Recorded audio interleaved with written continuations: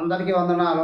7 ఏళ్ల శ్రమల కాలంలోని ఇశ్రాయేలు ప్రజల స్థితి ఏ విధంగా ఉంటుంది అన్న అంశం మీద ఈరోజు దేవుడు మనతో మాట్లాడుతున్నారు. ఇందు నిమిత్తమే మత్తయి సువార్త 11వ అధ్యాయం 16-17 వచనాలు.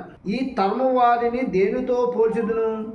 సంత వీధిలో కూర్చుని ఉండి మీకు పిల్లన గ్రోవు ఊదితిమి గాని మీరు నాట్యమాడరైతిరి, ప్రలాపించితిమి గాని మీరు రొమ్ము కొట్టుకున్న రైతిరని తమ చెలికాండ్రతో చెప్పి పిడుపులాటలాడుకును పిల్లకాయలు పోలి ఉన్నారు. యేసుక్రీస్తు ప్రభువారు తన పరిచయం చేసినప్పుడు ఈ వచనాలు చెప్పబడ్డాయి. అయితే ఇది మొదటి రాకడలో ఇశ్రాయేలు కోసం చెప్పబడుతున్న వచనాల, మరి దేనికోసమైనా చెప్పబడుతున్న వచనమా అంటే ఇది యేసుక్రీస్తు ప్రభువారు మొదటి రాకడలో వచ్చినటువంటి అప్పుడు ఇశ్రాయేలు ప్రజలకి చెప్పుతున్న వచనం కాదు. ఇది రేపు 7 ఏళ్ల శ్రమలు రావడానికి ఇశ్రాయేలు ప్రజలు కలిగి ఉన్న స్థితిని ఇక్కడ చెప్తుంది. వాళ్ళు పిల్లకాయలు పోలి ఉన్నారని చెప్పబడుతుంది. అంటే నేను ఎంతోమందిని ప్రవక్తలు పంపించాను, ఎంతోమంది సేవకులు పంపించాను.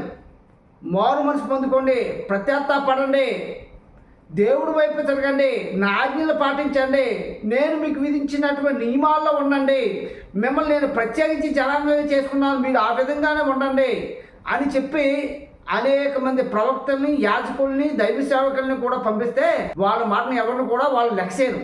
ఈ స్థితి మూలంగా వాళ్ళు 7 ఏళ్ల శ్రమల కొలుములోకి చేర్చబడతారు.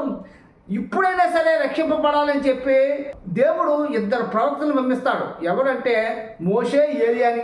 ఈ 2 ప్రవక్తలు వచ్చి మీకు ఈ శ్రమలు రావడం కారణం మీరు చేసిన అపరాధాలు, దేవుడికి విరుద్ధంగా ప్రవర్తించడం మూలంగా, అన్యులతో మీరు సత్సంబంధాలు కలిగి ఉండడం మూలంగా, వాళ్ళు చెప్పు చేతల్లో మీరు ఉండడం మూలంగా, వాళ్ళు ఏది చేయమంటే మీరు అదే చేస్తున్నారు కనుక ఇప్పుడైనా మారుమనసు పొందుకోండి, పడండి, ప్రలాపించండి. రొమ్ము కొట్టుకుని మీరు పడలేదు అని చెప్పి ఇక్కడ మోషే, ఏలియా ఆ 7 ఏళ్ల శ్రమల కాలంలో వచ్చి ఇశ్రాయేలు ప్రజల కోసం చెప్పబడుతున్న వచనం కోసం యేసుక్రీస్తు ప్రభు మొదటి రాకడలో చెప్పారు. అంతేగాని ఇది యేసుక్రీస్తు ప్రభు వారు మొదటి రాకడలో వచ్చినప్పుడు ఇశ్రాయేలు ప్రజలు ఉన్న స్థితిని ఇక్కడ సూచించట్లేదు. రేపు 2వ రాకడలో ఇశ్రాయేలీలు ఎటువంటి పరిస్థితిలో ఉంటారని చెప్పబడుతున్న వచనమని ఈ వచనం ద్వారా మనకు అర్థమవుతుంది. దేవుడికి మనల్ని దీవించును గాక. ఆమేన్.